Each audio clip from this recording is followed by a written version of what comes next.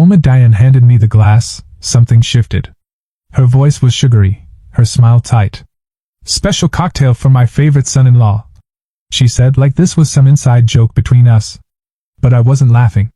I watched her fingers tremble slightly as she held the glass toward me, stemware glinting in the chandelier light, liquid swirling with just the faintest sheen on top. "I'm Julian Mercer. 32. Photographer. Self-employed." Which, to Diane and Gerald, my in-laws, basically meant unemployed.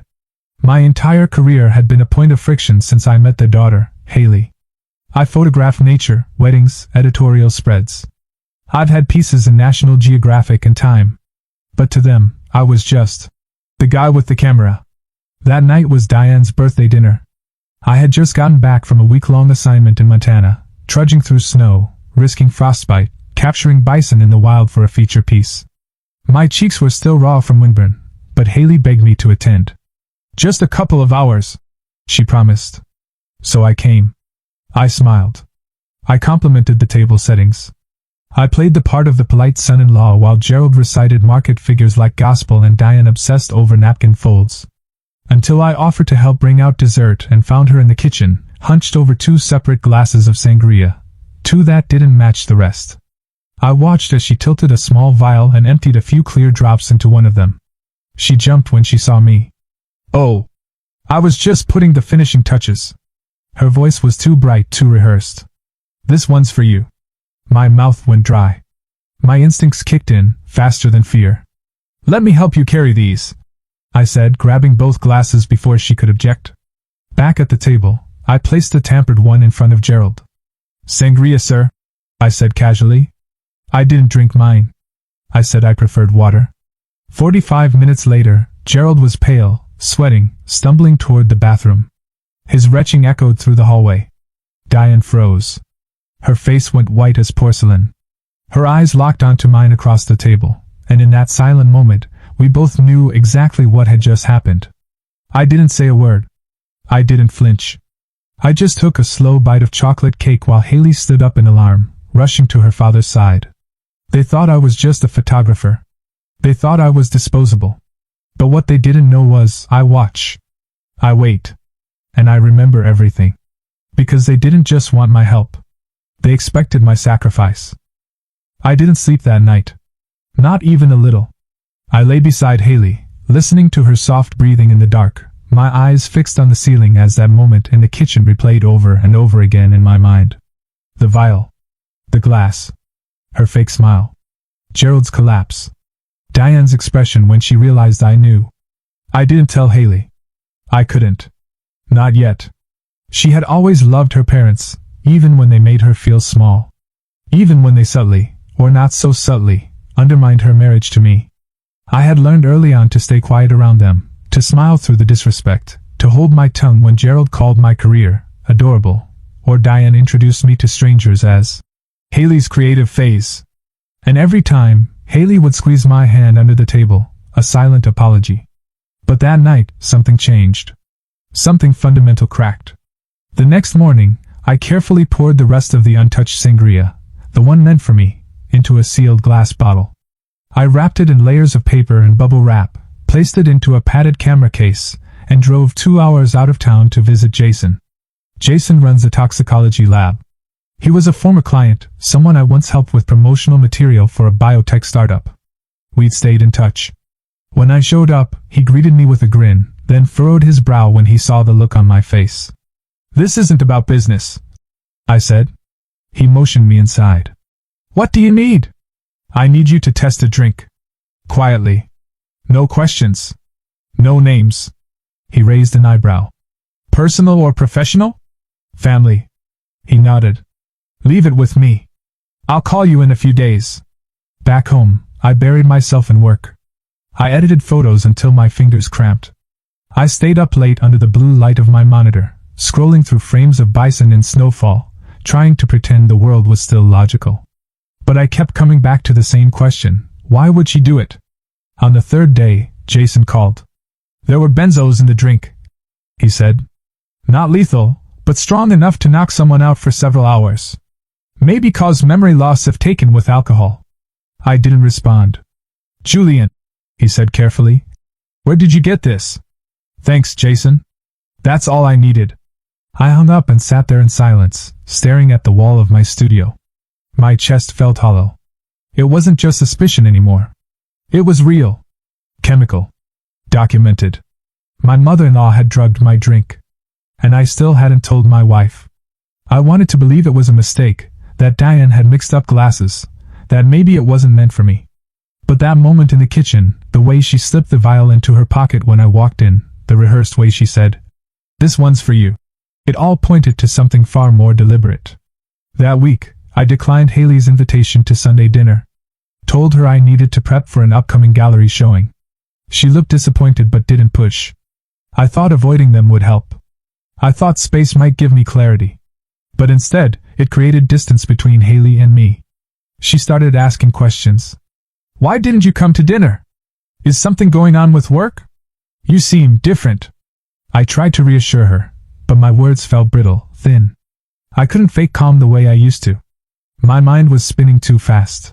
That's when I started noticing it, little shifts in her behavior. Subtle hesitations. Longer silences. Furtive glances at her phone. And then one evening, after she came home from visiting her parents, she sat at the kitchen table and just stared at me. Julian, she said carefully, my mom told me you've been distant because you're overwhelmed. That you're feeling insecure about your career. My throat tightened. She said that? She's worried about you. Haley continued, her voice soft but uncertain. She thinks you might be lashing out because maybe you feel like you haven't achieved what you wanted. I leaned back slowly in my chair. Is that what you think too? I don't know what to think, she said, folding her arms across her chest. You won't talk to me. You avoid family dinners. You stay in the studio all night. I wanted to scream. I wanted to throw the lab report on the table and shout, your mother tried to drug me, Haley. That's why I've been distant. But I couldn't. Not like this. Not when her doubts were already taking root. Diane had planted the seed. And now it was growing. A week later, I found myself in the grocery store parking lot, sitting in the car, staring at the steering wheel. I was supposed to be buying wine for a client shoot. Instead, I was Googling signs of narcissistic mothers and reading stories that sounded uncomfortably familiar. Patterns of control. Passive-aggressive manipulation. Undermining a child's partner to reassert dominance. Gaslighting. Isolation. Quiet sabotage. I didn't want it to be true. But it fit. That weekend, at another family dinner Haley insisted we attend, Diane handed me a plate of roast beef and smiled like nothing had ever happened. Gerald launched into a tirade about interest rates and real estate. Haley laughed at something her brother said. I sat there, nodding, chewing slowly, and feeling like a ghost. I had evidence of something unforgivable, but no one else saw it. No one else believed it. And worst of all, the woman I loved most in the world was beginning to see me as the problem. That night, after we got home, I tried to talk to her. Haley, I said quietly, do you ever feel like your parents try to control things too much? She looked at me strangely. What do you mean? Like maybe they push people away. People you care about. If those people don't fit into their plan. She hesitated, then shrugged. They're just protective. That's how they are. What about Thomas? I asked. You were engaged to him before me. What happened? Her expression changed. Why are you bringing that up? Just wondering. He wasn't right for me, she said quickly. My parents helped me see that. I nodded slowly, swallowing the sharp edge in my throat. Of course they did. I didn't sleep that night either. My thoughts were louder than ever. The silence in our house felt different now. Not peaceful. Not safe. Just hollow. They'd gotten to her. They were turning her against me, drop by drop, like the poison in that glass. And I was running out of time. The package came on a Tuesday. No return address. Just my name, scrawled in handwriting I didn't recognize. Inside was a USB drive and a yellow sticky note that read, "You should see this." That was it. No signature. No explanation. I stared at it for a long minute, half expecting it to be a prank. Then I plugged it into my laptop. The file was labeled simply, footage_1218, the date of Diane's birthday dinner. The video began with a kitchen camera, apparently hidden in one of the upper cabinets. It showed Diane entering the room alone. She pulled 2 glasses from the cabinet. One of them didn't match the others. She set them on the counter. Then she pulled a small vial from her purse and carefully poured a few drops into one of the glasses. My stomach tightened. The timestamp rolled forward. There I was, walking into the kitchen. She flinched slightly, then plastered that too bright smile on her face. The camera had no audio, but I didn't need sound to remember exactly what she said. "This one's for you. Special recipe from my favorite son-in-law." Then I watched myself take both glasses from her hands and exit the frame. Another timestamp. 40 minutes later. A new camera angle, this time from the hallway. Gerald stumbling, pale, hand over his mouth, disappearing into the bathroom. Then Diane pacing. Her face flushed. She grabbed her phone, then slammed it down. A few moments later, she turned to Gerald as he reemerged, sweaty and groaning. "You weren't supposed to drink that one," she hissed. "That wasn't for you. You switched them." Gerald growled. "I watched him. You gave him both glasses. This isn't the first time you've messed things up like this." She spat. My skin crawled. Another file loaded automatically. 2 days later. Gerald and Diane were in their living room.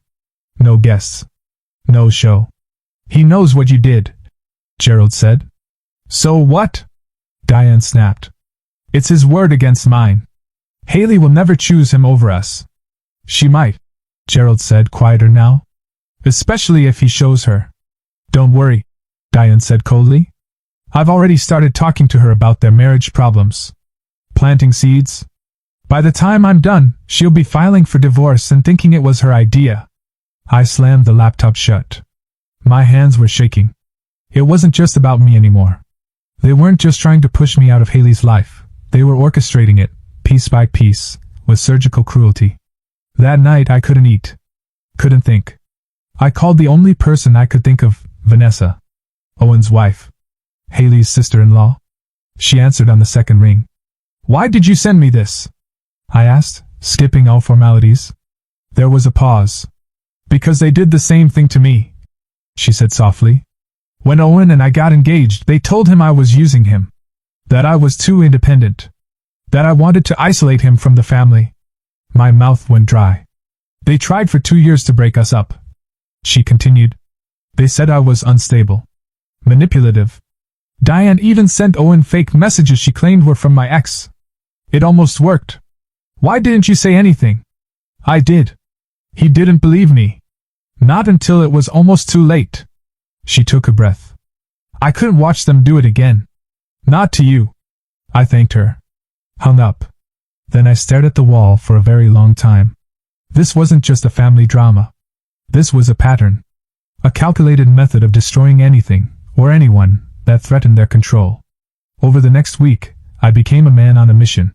I started reaching out to people. Quietly. Carefully. Haley's old friends who had vanished from her life. Her college roommate Bethany. Old boyfriends she'd mentioned in passing, especially one name that kept surfacing, Thomas. It took a few messages, a few favors, but eventually, Thomas agreed to talk. We met at a quiet coffee shop on the edge of town. He was polite but guarded. I explained everything, the drink, the footage, the history. When I finished, he sat back, blew out a slow breath. "They did the same thing to me," he said. I blinked. "What?" "They made it look like I cheated. Diane sent Haley pictures, doctored I think, of me with another woman. Said she had a private investigator." I tried to explain, but Haley was furious. She blocked me. Never answered my calls again. He reached into his coat pocket and slid over a folder. "Here. Emails. Texts. Proof I tried to reach out." She wouldn't listen. I took the folder and stared at it. One more piece of the puzzle. Over the next 2 weeks, I built my case like a detective. I compiled Vanessa's footage. Jason's toxicology report. Thomas's evidence. Messages. Voicemails. A spreadsheet of Diane's overlapping prescriptions. Everything. I backed it up on 3 drives and a cloud server. Then I planned the trap. I invited Owen and Vanessa over for dinner. Haley thought it was just a casual catch-up. She made lasagna. We lit candles. It looked normal. Until dessert. I pulled out my laptop, connected it to the TV. There's something you both need to see, I said. The room fell silent. The first clip played, the footage of Diane in the kitchen. Then Gerald falling ill. Then their conversation afterward. Then the confrontation in the living room. Haley's hand went to her mouth. Vanessa didn't speak. She just squeezed Owen's arm. Owen was pale. That can't be them, he whispered. But it was. When it was over, Haley turned to me with tears in her eyes. Why didn't you show me sooner? Because I needed you to see all of it, I said. Not just what they did to me, but what they'd done to you too. Owen stood abruptly. You edited these videos. My parents wouldn't do this. They did it to us, Vanessa said quietly. Why do you think they suddenly accepted me after James was born? Because a grandchild meant they had leverage. Owen looked stunned. Haley didn't say a word that night. She just went to bed early, curled up on her side facing the wall. But the next morning, she placed her hand on my chest as I woke up and whispered, I believe you. It was the first time in weeks I could breathe. That afternoon, her phone rang. Diane. Haley answered, put her on speaker. Darling, Diane said in her usual honey tone. Your father and I were thinking, maybe it's time you came home for a while. Space can bring clarity. Haley looked at me. I've seen the videos, she said calmly. There was a pause on the other end. What videos? The security footage. The drug drink. The conversations. Another pause. Then, Haley, whatever he's shown you has been doctored. Julian has always been jealous of us. You know how he is. Haley didn't flinch. We're coming over tonight, she said. All of us. Owen, Vanessa, Julian, and me. We're going to talk about this like a family. No more lies. She hung up without waiting for a response. Then she turned to me and said, They're going to deny everything. They'll try to twist it. I nodded. She looked me in the eye. So what's our plan? And for the first time in a long time, I smiled. They've been telling stories about me for years, I said. Now it's my turn. We arrived at Diane and Gerald's house just before sunset.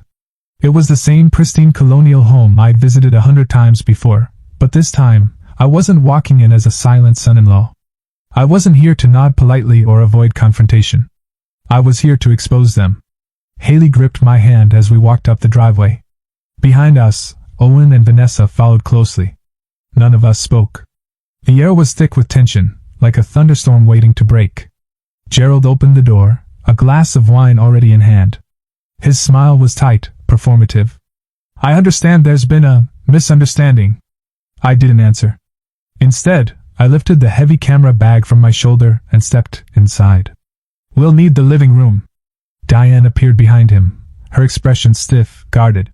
This is private family business, she said sharply, eyeing the camera bag. Exactly, I said, walking past her. And I'm family. Whether you like it or not. Haley led us into the living room. I set up the tripod, plugged in my laptop, connected it to the flat-screen TV on their wall. Gerald and Diane watched silently, growing visibly more agitated with every movement.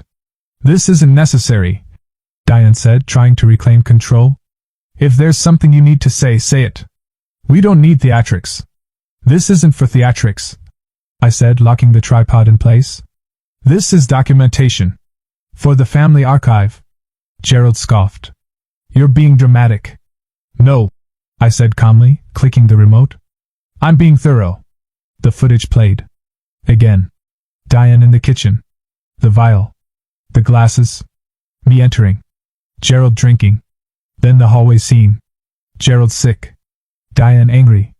Then their private conversation in the living room. Owen's face was frozen in horror. Vanessa sat beside him, her arms crossed tightly, jaw clenched. When it ended, no one spoke. Gerald took a long sip of his wine. Diane clasped her hands in her lap, eyes flicking from one of us to the other. Haley broke the silence. Do you deny this? Gerald looked at her. Sweetheart, you know video can be manipulated. It wasn't, Vanessa said. I gave it to Julian. I pulled it from your own security system. Diane stood abruptly. This is absurd. Julian is turning you against us. He's always felt inadequate. He's jealous. No, Haley interrupted. Stop. Her voice was quiet, but powerful. Controlled. You lied to me, she said. You tried to destroy my marriage. And this isn't the first time you've done it. Gerald's face darkened. Don't talk to your mother like that. I'm talking to both of you, Haley said. I talked to Thomas. I read his emails.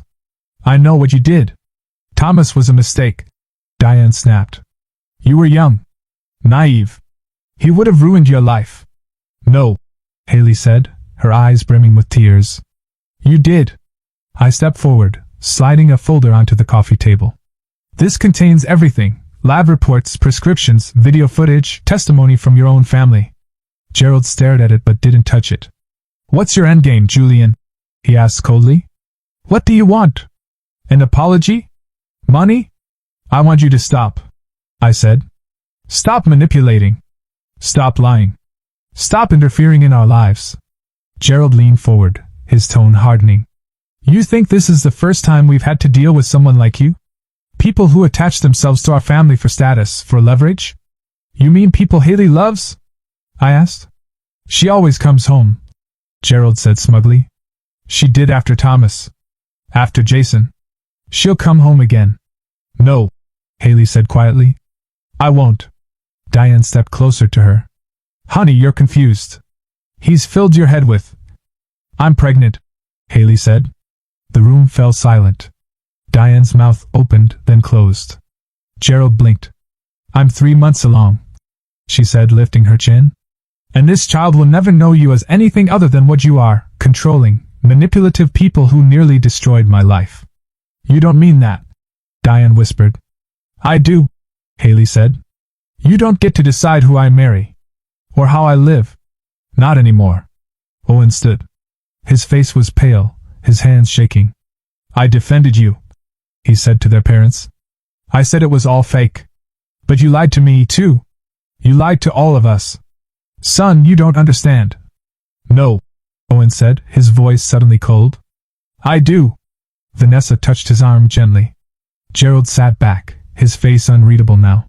A new calculation running behind his eyes. This will ruin us, he said. No, I said. This stays in this room. Unless you give us a reason to take it further. He nodded slowly. So you're blackmailing us. I'm offering you a choice, I said. Respect our marriage. Respect our boundaries. Or the truth gets out. Diane sank into the couch.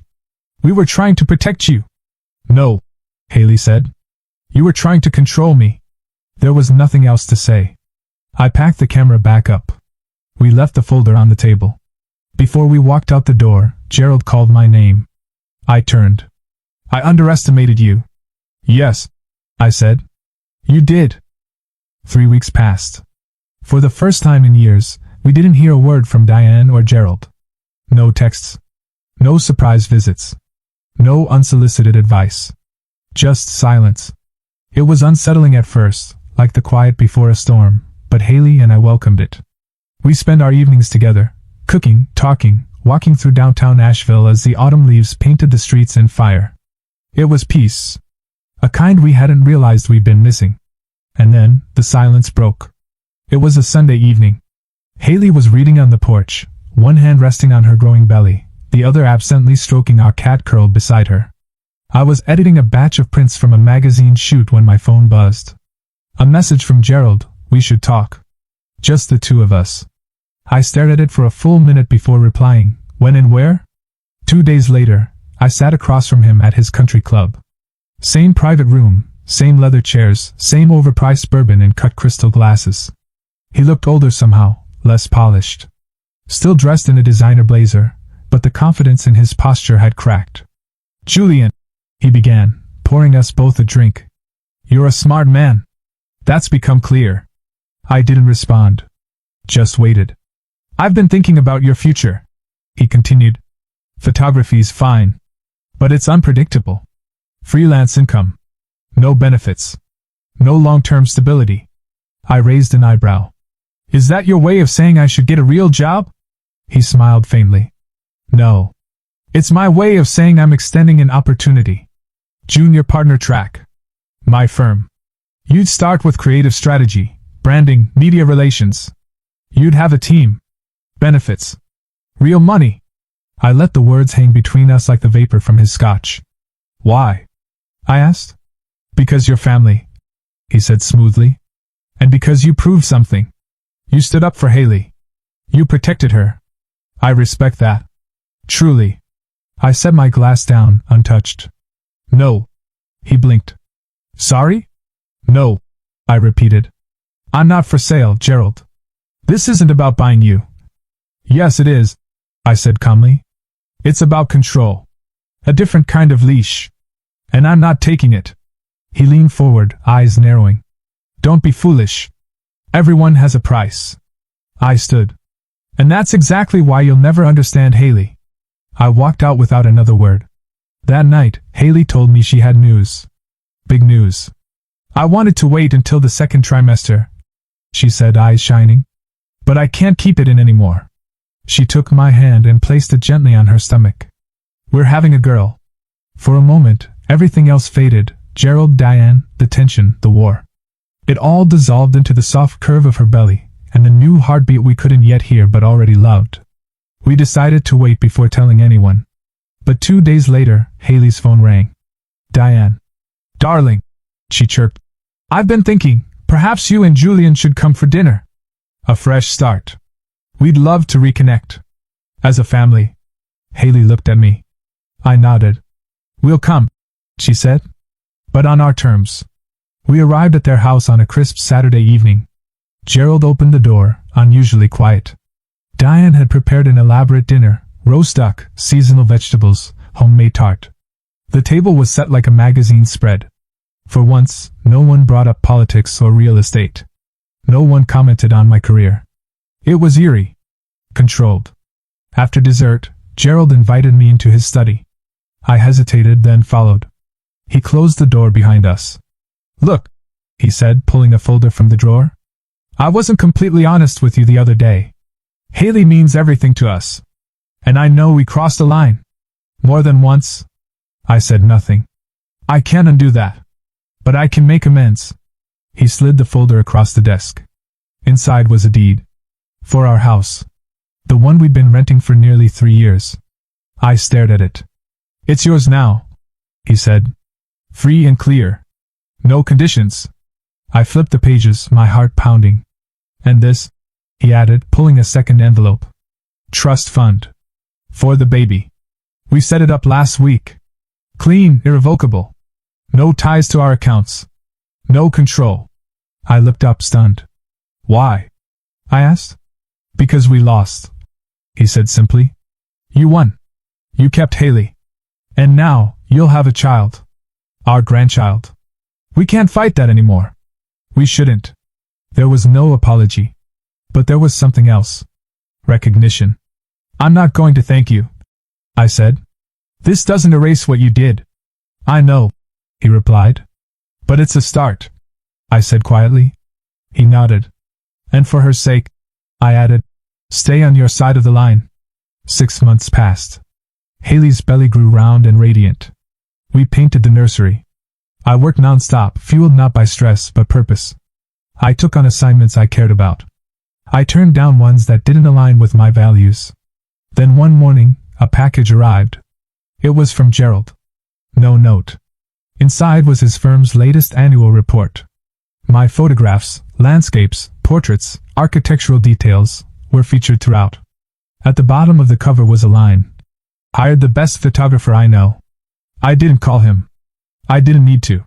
Eliza was born in summer. Full cheeks, stormy eyes, lungs that could outcry thunder. When Diane and Gerald came to the hospital, they were different. Still themselves but contained. They brought flowers, a silver rattle, and left within the hour. No lectures. No probing questions. Just polite, strained smiles. Weeks later, we invited them for brunch. Diane held Eliza like she was fragile porcelain. Gerald asked about sleep schedules and daycare options, but in a way that felt observational, not controlling. As they left, Gerald pulled me aside. I meant what I said, he murmured. We won't interfere again. Good, I replied. Because if you do, there won't be another warning. He nodded, then got into the car. A few months later, I opened my first solo gallery downtown. The walls were lined with images from across my career: wildlife, weddings, war zones, quiet moments. Haley stood beside me, Eliza on her hip. My parents flew in from Oregon. Clients mingled. New fans arrived. The opening was a success. Toward the end of the night, Gerald and Diane arrived. Late. Quiet. Diane kissed Eliza's cheek. Gerald walked the gallery slowly, hands behind his back, nodding at each frame. When he reached me, he extended his hand. Well done. Thank you. He turned to go, then paused. You never asked for permission. You just built your life anyway. That's how I know it's mine, I said. He smiled faintly. Respect. Then he left. As Haley and I walked home under the stars, Eliza asleep in the stroller between us, she asked, Do you think they've changed? I thought for a long moment. No, I said. But they've accepted that we have. She nodded. And for the first time, we walked in silence that wasn't heavy, but free. That Christmas, Diane sent a handwritten card. We'd love to see Eliza. Come for dinner? Just the four of us. Quiet. Peaceful. Let's make new memories. Haley showed it to me with a weary smile. What do you think? I think, I said slowly, we go. But on our terms. We stay at a hotel. We leave when we're ready. And Eliza doesn't spend a single moment alone with them. Haley nodded. Agreed. The snow fell in soft, glittering waves as we pulled up to their house. From the outside, everything looked the same. Same wreath on the door. Same lights wrapping every pillar. But when we stepped inside, the energy had changed. There was no performance this time. No smugness in Gerald's tone. No calculated tension in Diane's gaze. They offered wine. We declined. They offered parenting advice. We shut it down gently but firmly. For once, the boundaries held. Still, I didn't relax. Not really. Not when we sat around the fire, exchanging gifts. Not when Gerald passed me a box and said, It's nothing big. Just something I thought you might like. Inside was a vintage camera. A Leica M6. Pristine. Immaculate. I looked at him, puzzled. You mentioned once, he said, years ago, that it was your dream gear. I didn't thank him immediately. I turned the camera over in my hands, inspected the weight of it, the lens, the aged leather grip. It's beautiful, I said finally. He nodded. No strings. No message. Just a gift. That was the moment I realized something important. Maybe not about them, but about me. I didn't need their approval. I didn't need their gifts. And I certainly didn't need their validation. I had stopped chasing that a long time ago. What mattered was the life Haley and I had built together. The one they had tried so hard to dismantle. And failed. Spring came fast. Eliza learned to crawl. My studio expanded. Haley returned to her work in environmental research, one project at a time. We traded off late nights and early mornings, coffee runs and diaper changes. We fell in love all over again, not with a fantasy, but with the raw, honest rhythm of family. And yet, every now and then, the past nudged its way in. Like the day Diane called to say she wanted to host Eliza's first birthday party. I'll cook everything, she promised. We'll invite the whole family. Make it special. Haley looked at me. We'll come, I said. But we bring the cake. And we leave when we want to. At the party, the old dynamics tried to slip through the cracks. Diane fussed over Eliza's outfit. Gerald bragged about his latest deal. A few raised eyebrows when I mentioned my latest solo exhibit in Chicago. But Haley shut it down with a single line. He's not looking for applause, she said. He's doing what he loves. And that's enough. That sentence echoed in my mind long after we left. One night, about a year later, I sat on the porch watching the sky turn violet over the Blue Ridge Mountains. Haley stepped outside with 2 mugs of tea. Eliza had just fallen asleep. She called again. Haley said quietly, sitting beside me. Diane. Said she wanted us to visit more. Said she feels like she's missing out. I sipped my tea. She is. I didn't know how to answer, Haley said. For so long I just wanted her approval. To feel like I was enough. You were, I said. Always. She nodded slowly. They didn't just try to control you. They controlled the version of me I was allowed to be. And I let them. I reached over and took her hand. But not anymore, she whispered. Later that month, I got a call from a major publisher. They wanted to do a feature on family legacy, 3 photographers across generations. When I mentioned it to Gerald, half expecting a dismissive laugh, he surprised me. You should do it, he said. It's your story. Tell it how you want. I didn't know whether it was growth or strategy. But I took it. And I told the story truthfully. About falling in love. About building something while being doubted. About navigating manipulation disguised as concern. About refusing to become what others needed me to be. When the piece was published, the photos were raw and real. A father holding his daughter. A woman standing in a storm. A man alone, camera in hand, spine straight. Eliza grew. Diane and Gerald faded into the background. Not absent, but no longer looming. They asked before visiting. They respected when we said no. They sent birthday cards without unsolicited advice. They began to act like people who had finally accepted they weren't at the center of someone else's life. And I began to trust the quiet. Not because they changed, but because we had. That summer, we took a trip to Oregon to visit my parents. Simple cabin. No Wi-Fi. No drama. Just us. One evening, as Haley and I watched Eliza collect wildflowers by the creek, she turned to me and said, "Do you think we're safe from it now?" I looked at her, this woman who had once been caught between 2 versions of herself. The daughter who always tried to please, and the woman who had finally chosen freedom. "Yes," I said. "Because we stopped needing their permission to be happy." That fall, I taught my first photography class at the local community college. On the last day, a student asked me what made the perfect shot. "Truth," I said. "And patience. Sometimes the moment you're waiting for doesn't come until everyone else stops watching." Looking back now, I don't measure success by magazine covers or gallery openings. I measure it by the mornings I wake up beside Haley, by the laughter that fills our home, by the tiny footprints that race down our hallway.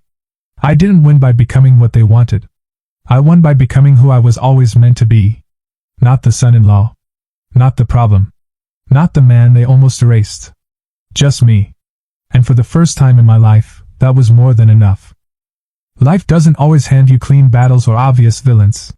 Sometimes, the danger wears pearls and smiles sweetly across the dinner table. Sometimes, it offers you wine laced with control, wrapped in the language of, "What's best for you?" When I married Haley, I thought the hardest part would be making ends meet, balancing ambition with responsibility, building a life from the ground up. I never imagined the true challenge would come not from strangers, but from those closest to us. From people who claimed to love her most. From people who wanted to love her only in ways they could control. What I learned, slowly, painfully, but completely, is that some people will try to write your story for you. They'll cast themselves as heroes, even as they tear down the walls of your peace. They'll question your worth, belittle your choices, mask manipulation as concern. And if you're not careful, you'll start to believe them. You'll find yourself shrinking in your own life. Apologizing for who you are. Hiding parts of yourself to keep the peace. I did that. For years. I let the jabs go. I laughed off the disrespect. I told myself it wasn't worth the fight. That love meant endurance. That tolerance was strength. But the truth is, there's a line between forgiveness and surrender. And if you don't draw it, someone else will draw it for you, and they'll draw it in permanent ink. Standing up for myself didn't start with shouting. It started with seeing. Seeing what was happening. Naming it. Gathering truth in a world that was built to obscure it. I didn't rage. I didn't retaliate with cruelty. I used what I knew best, the lens. The evidence. The power of the story itself. Because in the end, truth is quieter than control, but it's far more powerful. You don't have to fight like them to win. You don't have to become bitter to be strong. And you don't have to sacrifice your peace just to be accepted. Some people will never change. But you can. You can choose to stop chasing their approval. You can choose to stop explaining yourself to people committed to misunderstanding you. You can choose to protect the life you've built, even when it means walking away from the people who watched you build it and still called it worthless.